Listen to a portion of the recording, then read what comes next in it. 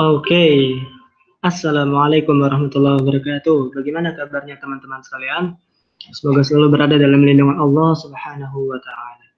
Baik, teman-teman sekalian, pada kesempatan yang penuh berkah ini kita akan bersama-sama membahas tentang tenses. Tenses adalah hal yang sangat populer dan sering sekali kita dengar, khususnya dalam mempelajari bahasa Inggris. Pertanyaannya adalah kenapa tenses begitu penting dan begitu populer serta begitu dibutuhkan dalam menguasai bahasa Inggris? Jawabannya adalah karena tenses selalu membahas dua hal. Apa saja dua hal itu? Ini dia. Time and sentence. Waktu dan kalimat. Kita ketahui suatu kalimat pasti selalu ada keterangan waktunya. Misalkan, aku makan. Nah, aku makan ini pasti ada latar belakang waktunya, entah dia berada di masa lalu, masa depan, atau di masa sekarang. Oke, jadi itulah kenapa tenses selalu penting, karena dia selalu saja membahas tentang bagaimana menempatkan suatu kalimat dalam berbagai waktu yang berbeda. Oke, saya beri contoh di sini. Misalkan, saya berbuat kesalahan.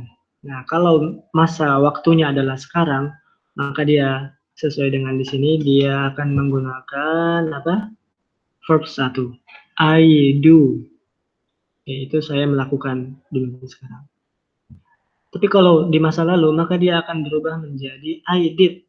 Sebagai contoh, kemarin saya melakukan kesalahan. Nah, maka kita tidak boleh lagi mengatakan yesterday, kemarin, I do a mistake. Saya melakukan kesalahan, tidak boleh. Karena I do adalah untuk masa sekarang. Adapun untuk masa lalu, maka dia harus berubah menjadi verb 2. Verb 2 dari do adalah did. Oke, jadi kemarin saya melakukan kesalahan, bahasa Inggrisnya adalah yesterday, kemarin, I did a mistake. Saya melakukan kesalahan. Oke, bagaimana dengan masa depan? Misalkan tahun depan, maka tentu saja katanya akan berubah menjadi will do. Oke, saya kasih contoh. Tahun depan saya akan melakukan hal yang luar biasa. Oke, jadi next year I will do an outstanding thing.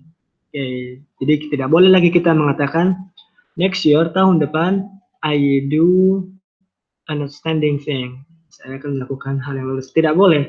Tapi yang harus kita katakan adalah kita sesuaikan dengan masanya. Maka next year, tahun depan, I will do, saya akan melakukan an outstanding thing.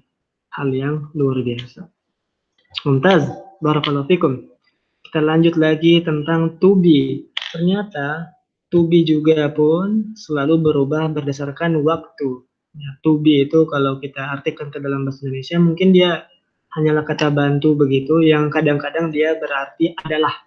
Oke, saya kasih contoh di sini. I am a teacher. Saya adalah seorang guru. I am a teacher. Saya adalah seorang guru. Tapi ini adalah untuk masa sekarang.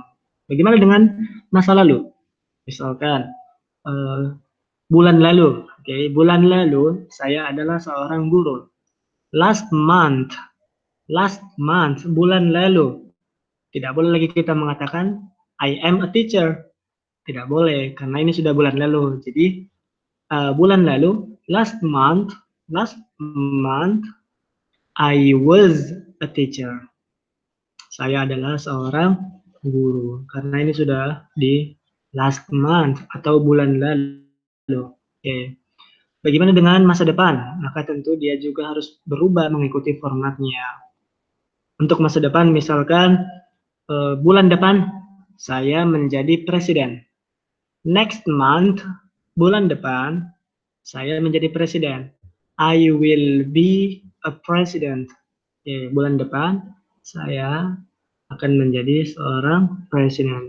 Ini adalah bentuk masa depan dari to be. Oke, begitulah verb dan to be akan selalu mengikuti masa.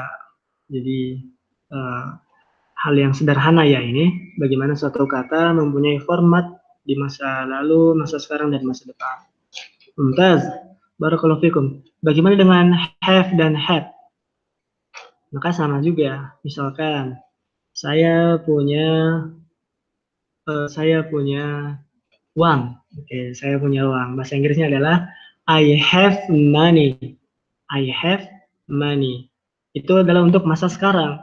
Bagaimana dengan kemarin?